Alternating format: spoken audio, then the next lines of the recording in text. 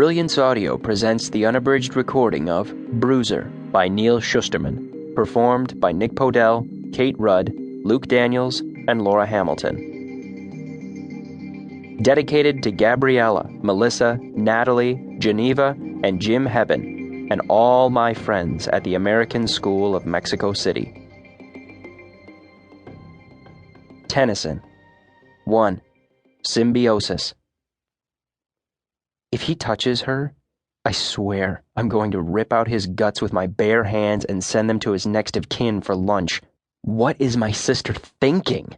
This guy, this loser, has got no business breathing the same air as her, much less taking her out on a date.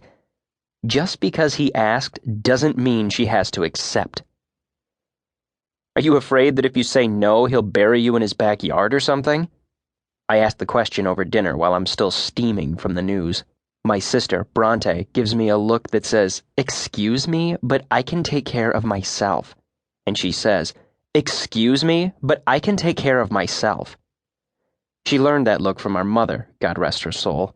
I give Brontë back a look that says, "I think not," and I say, "You gonna eat that piece of pizza?" Brontë peels off the cheese, throws it on Dad's plate, and eats the bread. She's on a high-carb diet, which basically means she eats everything that Dad can't on his low-carb diet.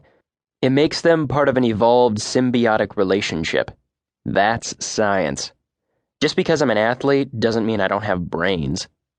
Mom, God rest her soul, is still on the phone. She's negotiating with the next-door neighbor, hoping to get him to stop mowing his lawn at 7 a.m. on Sunday morning. I don't know why she needs the phone. We can hear the other end of the conversation through the window. In order to get to the point, Mom has to strategically weave around the field, breaking down the neighbor's defenses by talking gossip and being generally friendly. You know, lulling the guy into a false sense of security before going in for the kill. It's such an all-important conversation that Mom had to order a pizza rather than cook. She also had to order it online, since she was already on the phone. Mom doesn't cook anymore.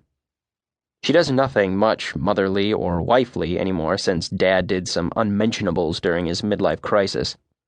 Brontë and I have become convinced that Mom, God rest her soul, kind of died inside and hasn't come back from the dead yet.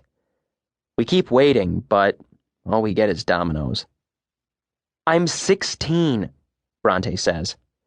"I can spend time with whoever I want. As your older brother, it's my sacred duty to save you from yourself."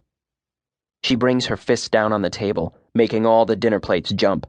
"The only reason you're 15 minutes older than me is because you cut in front of the line, as usual." I turn to our father, searching for an ally. "So, Dad, is it legal for Brontë to date out of her species?" Dad looks up from his various layers of pepperoni and breadless cheese. "Date?" he says. Apparently, the idea of Brontë dating is like an electromagnet sucking away all the other words in the sentence, so that's the only word he hears. "You're not funny," Brontë says to me. "No, I'm serious," I tell her. "Isn't he like a Sasquatch or something?" "Date?" says Dad.